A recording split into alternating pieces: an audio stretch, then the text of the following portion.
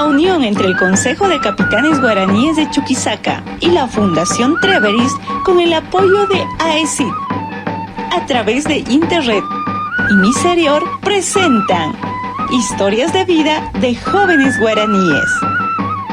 Mi nombre es Gloria Vilma Flores López, tengo 18 años, vivo en la comunidad de Huirasá y vivo con mi familia.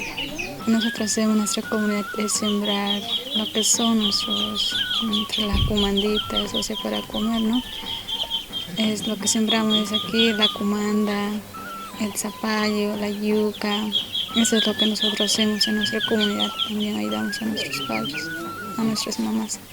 Hacemos ají de cumanda, su sopita de cumanda, ensalada. Se lo va a servir la cumanda, se lo va a servir y hay que moler al ají. Después que ya esté todo molido el ají, se lo hace cocer y se le pone junto con la cumanda. Eso es el ají de cumanda.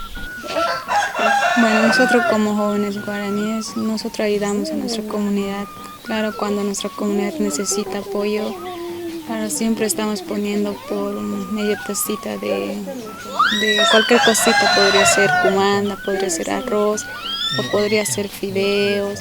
Siempre hay una reunión donde todos nos reunimos y quedamos a aportar todo eso.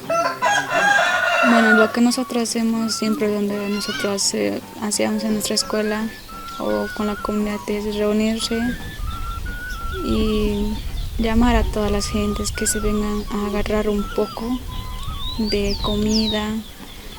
Bueno, somos solidaridad con nuestros, por ejemplo, con nuestros padres, con la otra persona, aunque sean personas desconocidas, pero nosotros siempre fuimos personas solidarias.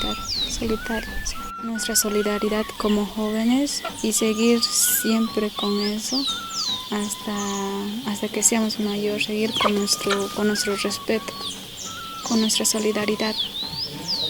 Siempre ayudar a las personas lo que no tienen, ayudar con algo.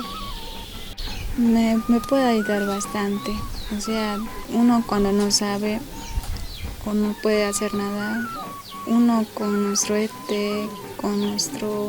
o con unos consejos, nosotros salimos adelante, pueda o no pueda, pero siempre estamos saliendo con muchas ganas y con más fuerza.